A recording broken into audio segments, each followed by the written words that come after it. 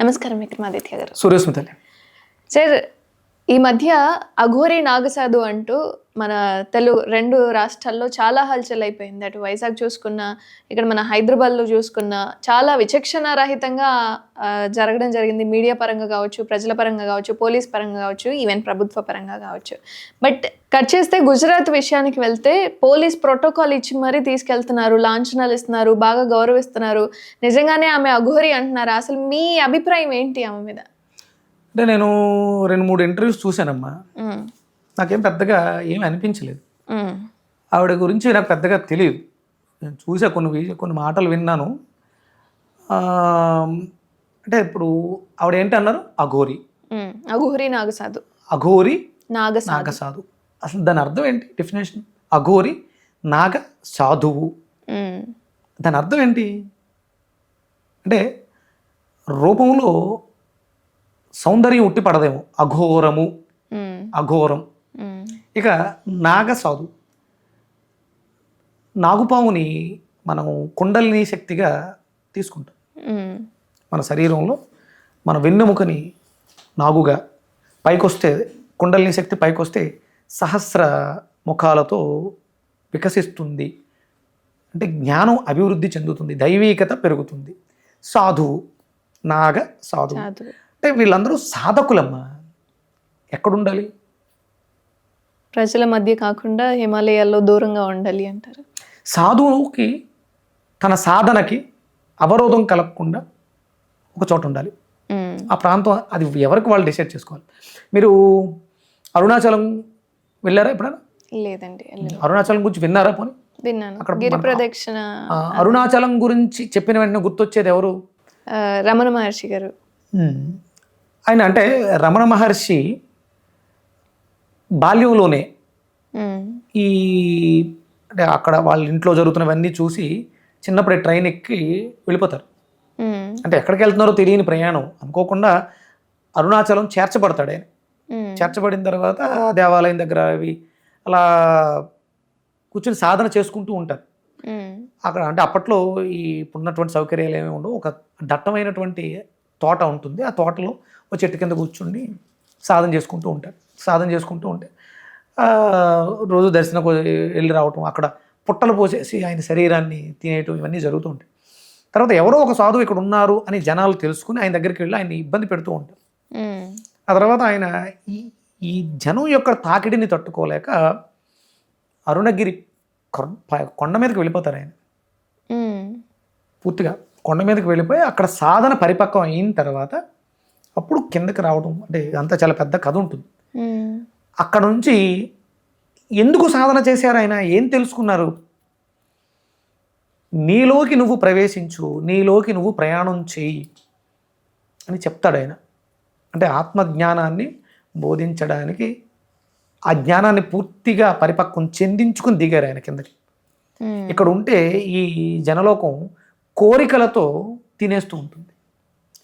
రీసెంట్గా అదే అరుణాచలంలో టోపీ అమ్మ అనే ఒక ఆవిడ సాధువు కాదు, అవధూత కాదు, పిచ్చి పిచ్చిగా తిరుగుతూ ఆవిడ తన మానన ఆవిడ తిరుగుతుంటే నాలాంటి వాడు ఎవడో వెళ్ళి ఈవిడ అబ్బో అవధూత అని చెప్పేసి అన్నాను. ఇక ఆవిడని సర్వనాశనం చేశారు. నిజంగా వాళ్ళ సాధనలో ఉండుంటే, శక్తులు ఉండుంటే వాళ్ళు ఈ పరిస్థితులు ఎదుర్కోగలుగుతారు. అవసరం లేదు. జనారణ్యంలో ఈ అంటే మనం అందరం కూడా ఆవిడలో ఏదో, ఇప్పుడు ఆవిడ దగ్గరికి ఎందుకు వెళ్తున్నారు? ఆవిడ ఏదో చెప్పేస్తుంది, ఆవిడ దగ్గర శక్తులు ఉన్నాయి, కోరికలు ఇంతే. కోరికలు ఈ మనం అందరం ఒక అంటే ఆకలితో ఉన్నదాన్ని మృగం అంటాం. విచక్షణ కోల్పోయి ఆకలి తీర్చుకోవడం ఒకటే. ఇక్కడ కోరికలు అనే ఆకలితో ఉన్నటువంటి మృగాల మధ్యలోకి వాళ్ళు రారు. ఏ అఘోరీలు రారు, ఏ నాగసాధువులు రారు. మీకు కుంభమేళాలు జరుగుతూ ఉంటాయి, అలా పుష్కరాలకి అక్కడికి వచ్చి ఆ స్నానం ఆచరిస్తారు. ఎలా వస్తారు? అలా టకటక ఇక్కడ ఉండి మాట్లాడి ఏదో చెప్తున్నాము అంటే రమణ మహర్షి మాట్లాడేవారు కాదు, మౌనంగా ఉండేవారు, రాసిచ్చేవారట. అప్పట్లో ఉండేటువంటి అప్పటికే అంటే అక్కడ ఆయన చుట్టూ ఉండే వాళ్ళందరూ కూడా మెచ్యూర్డ్ పర్సన్స్, పెద్దవాళ్ళు. వాళ్ళు కోరికలతో ఎవరు వెళ్ళరు ఆయన దగ్గరికి. భగవంతుడి దగ్గరికి వెళ్ళాలి, నమస్కారం చేసుకోవాలి, జ్ఞానాన్ని ఇమ్మని అడగాలి. కోరికలు తీరుతాయి. అవధూతకి నమస్కారం చేస్తే కాళ్ళు పట్టుకుంటే కోరికలు తీరుతాయి. ఏం కోరిక? కారు కావాలి, ఇల్లు కావాలి, పిల్లలకు డబ్బు కావాలి, పిల్లలకు చదువు కావాలి, లేకపోతే ఇంకోటి కావాలి. ఇవన్నీ తీర్చేవాళ్ళు ఎవరూ లేరు. ఇవంతా అబద్ధం. వాళ్ళు సాధకులు అయితే బయటకు రావద్దు, సాధన చేసుకోవాలి. నేను సూర్యోపాసనలో ఉన్నాను. నా ఉపాసన నేను చేస్తూ, ఇక్కడ వేదం ఏం చెప్పిందంటే, నువ్వు ఉపాసనాపరుడు అయితే జ్ఞానాన్ని నేర్చుకుంటే దాన్ని 10 మందికి చెప్పాలి, జ్ఞానం పంచాలి. వేదం చెప్పింది ఇది. నువ్వు బ్రాహ్మణుడు అంటే జ్ఞానం కలిగిన వాడు బ్రాహ్మణుడు. ఏం చేయాలంటే వేదం చెప్పాలి, వేదాన్ని పఠించాలి, యజ్ఞం చేయాలి. ఇవి రెండు నా సాధనలో సూర్యోపాసన అనేది నేను ఎదగటానికి. ఇప్పుడు నేను మాట్లాడుతున్నాను, నేను జనంలోకి వచ్చాను, నా దగ్గరికి ఏమైనా జనం రావు, నన్ను ఎవరు ఇబ్బంది పెట్టరు. ఎందుకు? నేను అఘోరిని కాదు, నాగసాధువుని కాదు, నేను గృహస్థుని, సన్యాసాశ్రమ ధర్మంలో ఉన్నాను. అంటే బ్రహ్మచర్యం కూడా, గృహస్థు బ్రహ్మచర్యం కూడా పాటించగలడు. బ్రహ్మచర్యం చేసిన వాళ్ళే సన్యాసులు కాదు. అట్లా గృహస్థుగా ఉండే సాధన ఈజీగా చేసుకోవచ్చు, ఎటువంటి ఇబ్బంది ఉండదు. అంటే ఇక్కడ ఏంటంటే నియమం, బ్రహ్మచర్యానికి నియమం ఏంటంటే పర్వదినాలు, ఏకాదశి, పౌర్ణమి, అమావాస్యలు సంసారం చేయకపోవడం కూడా బ్రహ్మచర్యమే. ఇది చేస్తుంటే దానికి దోషం, అప్పుడు సాధనలో ఉండవు. సాధకులకి కొన్ని నియమాలు, అష్టాంగ యోగం అని ఉంటుంది. అది గృహస్థుగా ఉంటూ ఆహార విహార వ్యవహారాలని మార్చుకుంటూ ప్రాణాయామ ప్రత్యాహార ధారణ వాటిని సాధన చేస్తూ నేను అభివృద్ధి చెందుతూ నా చుట్టూ ఉండేవాళ్ళని సన్ స్పిరిచువల్ సొసైటీ వాళ్ళకి నన్ను ఎవరైతే అనుసరిస్తారో, సన్ స్పిరిచువల్ సొసైటీని ఎవరినే ఫాలో అవుతారు, నేను ఇందులో ఏం చెప్తాను? ఆహారం చెప్తాను. ఇంకేం చెప్తాను? విహారం. పొద్దుటే లేచి వాకింగ్కి వెళ్ళండి, ప్రాణాయామం చేయండి. ఆహార విహార వ్యవహారాలు ఏం చేయాలి? సూర్యోపాసన చేయాలి, సూర్యుడే ప్రత్యక్ష దైవం, సూర్యుని ఆరాధించాలి. సూర్య ఉపాసన అంటే సూర్యుడికి దగ్గరగా ఉండడం అంటే ఏంటి? సూర్యోదయ సూర్యాస్తమయాల మధ్య మన జీవితం ఉండాలి అని చెప్పడం. ఇది చెప్పాలి. ఇది చెప్పకపోతే తప్పు. వాళ్ళు జనంలోకి రావడం తప్పు, మేము జనంలోకి వెళ్ళకపోతే తప్పు. అలాంటి వాళ్ళు ఇప్పుడు మరి చాలామందిని ఇంటర్వ్యూ చేసి ఉంటారు. వాళ్ళందరూ ఆ గురూజీలు, స్వామీజీలు నేర్చుకున్న జ్ఞానాన్ని ఆయన ఏం చేస్తారు. మన ఆంజనేయులు గారు, ప్రభాకర్ గురూజీ, ప్రభాకర్ యోగి గారు చాలా బాగా, అంటే ఆయన ఏదైతే సాధన చేశారో అయిపోయింది, అది సాధన పరిపక్వం చెందేసింది. ఇప్పుడు ఈ పాపం ఇంకా చిన్న వయసు అనుకుంటాను ఆవిడది, అఘోరి. ఏం పేరు ఆవిడ పేరు? శ్రీనివాస్, అఘోరి నాగసాధు అని పిలుస్తున్నారు. వాళ్ళు రాకూడదమ్మా. అంటే ఏదో వ్యామోహం ఉంది, కనపడాలి, లేకపోతే ఇంకోటి ఏదో చేయాలనే వ్యామోహం చాలా మందిని ఇబ్బంది పెట్టి సాధన పూర్తయ్యేంత వరకు, అంటే ఒక్కొక్క సాధనకి ఒక్కొక్క తత్వం ఉంటుంది. నేను సూర్యోపాసన అంటేనే వెలుగు, జ్ఞానం. అది సూర్యుడు నాకు ఏదైతే చెప్పాడో అది నేను చెప్పేయాలి. నేను శక్తుల కోసం సాధన చేస్తుంటే ఆ శక్తి పూర్తిగా పరిపూర్ణత చెందేంత వరకు నేను బయటికి రాకూడదు. కానీ నా ఉద్దేశమే, సన్ స్పిరిచువల్ సొసైటీ మెయిన్ ఉద్దేశమే పొల్యూటెడ్ అయిపోయినటువంటి ఆదివారాలని స్వచ్ఛమైనటువంటి ఆధ్యాత్మిక ఆదివారాలుగా మార్చాలి. అలాగే ప్రభాకర్ యోగి, ఆయన యోగిగా ఏదైతే జ్ఞానాన్ని పొందారో ఆయన కూడా చెప్తారు సూర్యోపాసన గురించి, సూర్య ఆరాధన గురించి. మేము చెప్పకపోతే, ఇప్పుడు కాకపోతే పుణ్యకాలం పూర్తయిపోతుంది. ఇప్పుడు రావాలి. ఇలాంటి సాధకులు రాకూడదు.